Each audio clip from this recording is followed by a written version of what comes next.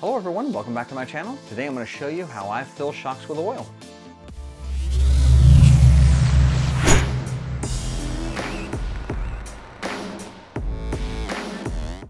Now before we get too much further, I just wanted to say thank you very much for stopping in and taking a look at another one of my videos. And if you do benefit from this in some way, please consider giving me a thumbs up and a subscription. That would really help me out. Now the tools that we'll need to complete shock maintenance will be some kind of screwdriver, whether that's an Allen wrench or a screwdriver, either will work. You may need some kind of pair of pliers. You'll of course need your shocks. You'll need paper towels of some kind of shock stand. This does not have to be fancy. This can be a cardboard box with holes punched in it. Whatever you have available will work. And of course some shock oil.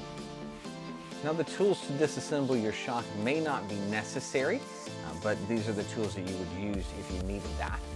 Now the trick to disassembling shocks that are too tight with your tool is to actually use your plier to grip the shock body and use the Allen wrench itself to loosen your shock cap. So you can slide this through here and use it like a T-wrench.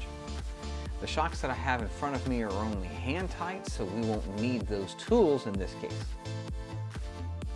Now our first step is to disassemble our shock just a little, so we'll take the little spring perch off as well as our shock spring, and we'll need to drain out the oil that's in here.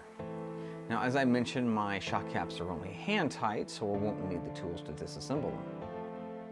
Now you can look inside and see the oil that's in here, and we're going to be replacing this oil, so we'll need to dump that out.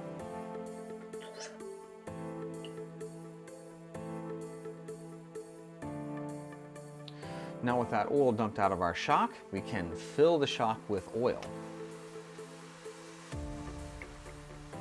Now when we fill the shock with oil, I only like to fill about half full. I forgot there's a little blue cap in here that you need to remove. Now when we fill the shock, we only need to fill about half full to start with. If we fill too full, you'll notice how full that shock is in there. If we fill too full and you have air bubbles when we move the shock, it will take longer to work those air bubbles out. Now if you look inside here, you see that it's pretty clean. There's not very many air bubbles in here, so we don't have to do too much waiting for those air bubbles to work themselves out.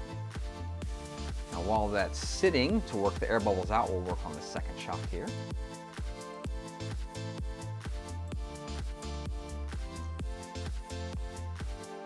Shock and drain out the oil that's inside.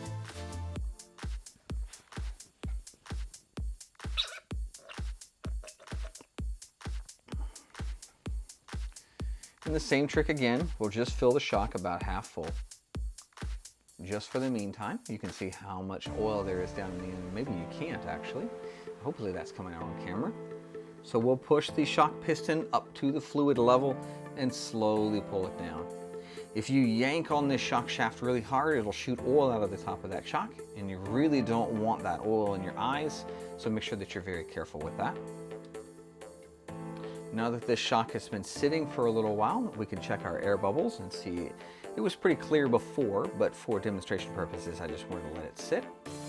Now we'll fill this shock up almost to the top.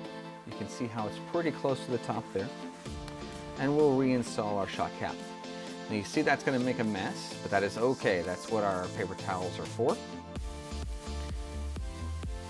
Once you fill a few of these shocks, you'll learn how much fluid level is required to put in your shock so you don't have all that spillage. Now you see I'm working this back and forth. I'm making sure that the threads are aligning so that I don't cross thread those threads there. The trick with these shocks is to compress the shock all the way in and let it come back out by itself. I like to have that come out about halfway. If you'll see how far that shock comes out on its own, that shock is coming out completely. So that shock has too much oil in it. If the shock doesn't come out at all, you may not have enough oil in it, and that would indicate that you need to put some more oil. So what we'll do is open that shock up ever so slightly, just so that the threads are kind of exposed. And we're going to pay attention when we compress this shock. We want to see a little bit of oil coming out of that shock cap. And since we didn't see any, we'll loosen the shock cap up a little bit. And we'll do it again. You can see the oil spilling out up here. And we will compress that shock, or close that shock cap rather, so that we can compress this shock shaft and see the shock shaft come out. Now, halfway is not a necessity, just so long as the shock comes out at all. That's really what you're kind of after. And just for clarification, you can see exactly how far that shock came out. Now this shock is filled with oil. Now the trick that you want to do is that on this second shock over here, you want to make sure that that shock matches the other side, so your left and right shock should match for handling purposes. So you see I filled that shock. We'll put the shock cap back on and probably make a mess, but again, that's why we have our paper towels. And again, you see I'm working that shock shaft back and forth, making sure that the threads align properly. And thread it on, and you can see the oil kind of pouring out of the shock cap there. Not every shock cap has these bleeder valves in them like this one has. Some shocks have a bleeder valve here. It's actually a screw that threads in, but that's okay. In this case, this shock does have that. It helps us out.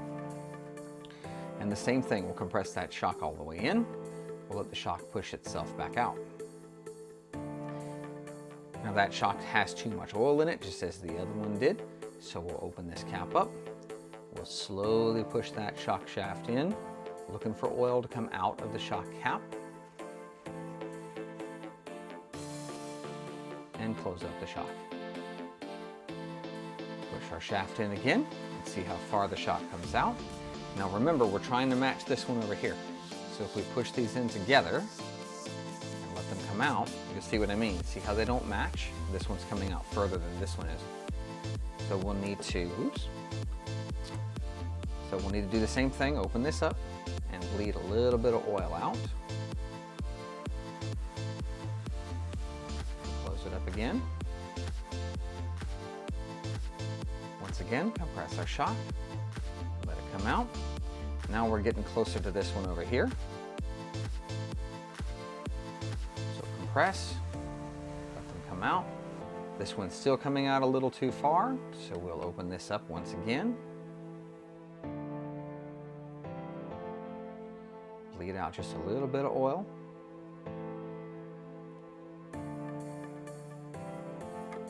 And try again.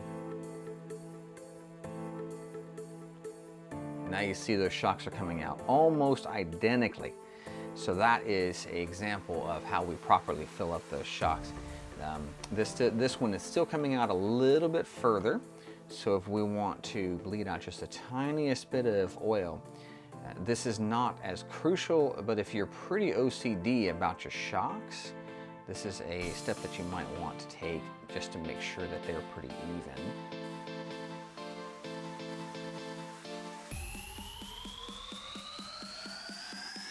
We're going to call that close enough. That's really, really close. We don't have to put as much energy into that as I normally would, just for the purpose of making this video short and simple. Now, I like to clean these up. So I like to go ahead and clean these up, get as much of this oil off of here as possible so that we don't create a dirt magnet when we're driving our vehicle. So I would recommend the same for you as well.